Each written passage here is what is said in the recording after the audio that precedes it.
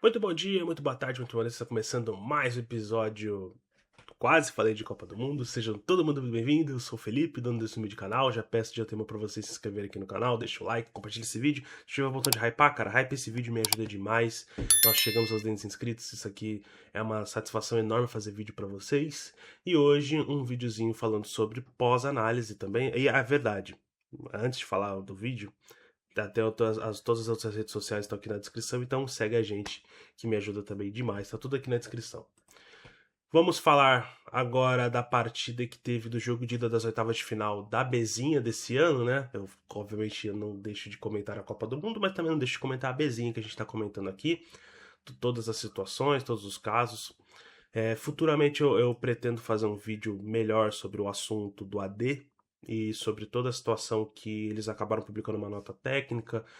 Vou acabar lendo também sobre os artigos, sobre todas as jurisdições, para a gente ter um entendimento melhor.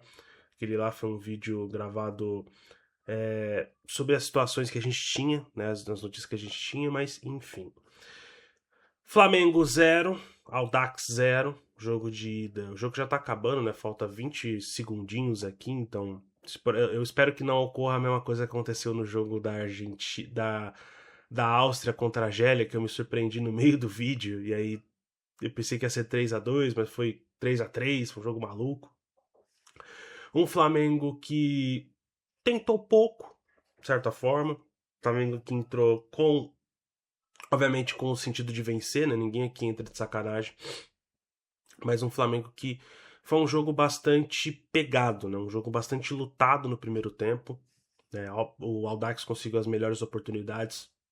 O goleiro Luan jogando muito bem, o goleiro Luan sendo muito seguro lá atrás e defendendo bolas que talvez tivesse aberto o placar para o lado do Audax com certa tranquilidade.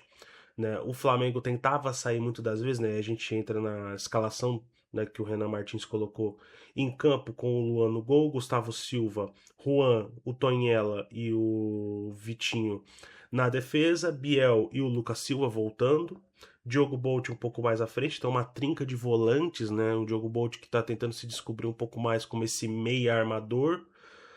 E aí temos o Kaique como esse meia armador, mas principalmente ponta, né? Ele sai dessa ponta direita e vem um pouco mais para o meio, né? Fazendo esse meio enquanto o Diogo volta um pouquinho mais. E aí você tem o Renato espetado e o Tauan na centroavância, né? Você tem um time bastante equilibrado, um time que tentava atacar muito para esse lado direito de campo, né? Você via, por exemplo, o Gustavo Silva passando muito por esse corredor e tentando colocar a bola para a linha de fundo para o cruzamento para dentro da área, mas um time que do Flamengo que muito truncado, né? Um jogo difícil, um jogo de mata-mata. Eu não vou mentir para vocês, eu também tô com uma carinha de sono. Eu sei que vocês estão vendo aqui uma carinha de sono, mas tava acontecendo ao mesmo tempo a corrida de Fórmula 1 que eu tava assistindo, obviamente para quem sabe no blog do FM a gente fala sobre também Fórmula 1, então eu tava assistindo junto com o jogo e foi uma partida meio humorosa no primeiro tempo, teve alguns lances de perigo, né? Teve alguns lances que até a gente pode falar, né, de certo perigo, principalmente pelo lado do Audax, né? O Audax tentava atacar muito o chute de fora da área também. A gente via muito. O Audax não conseguia chegar muito perto da área do Flamengo, e aí é um mérito muito da defesa do Renan Martins, né, uma defesa segura, que agora não tem mais o Antenor, o Antenor acabou saindo. E aí a gente tem o Tonhela assumindo essa posição. Ele também é um defensor bastante seguro, bastante confiável. A gente tem, por exemplo, as entradas do Luciano, né, que acabou voltando.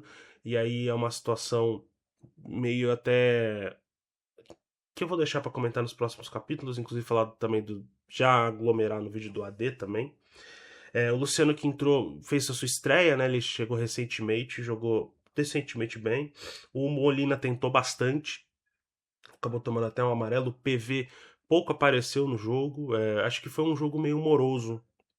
Não tem muito que a gente possa falar de fato. O segundo tempo do Flamengo foi um segundo tempo de maior controle, obviamente por conta da própria expulsão do meio-campista do Audax, e aí o Flamengo tentou colocar as suas linhas um pouco mais altas, né? Você via, por exemplo, de um lado o Renato, o Kaique atacando muito por esse corredor e se infiltrando muito mais pelo meio, né? O Renato que estava muito esticado na ponta, que não atacava tanto não atacava tanto pelo meio, né? Um jogo que estava meio confuso de certa forma ofensivamente falando, porque ou se tentava o cruzamento para dentro da área e dava errado, ou tentava essa bola pelo meio depois da expulsão. E aí depois a gente percebeu que o Flamengo se ajustou, principalmente depois da volta da hidratação, né? Um time que ficou um pouco mais compacto, mas não conseguiu abrir o placar. E aí depois ficou uns 10 minutinhos ali meio morosos ali no finalzinho de jogo.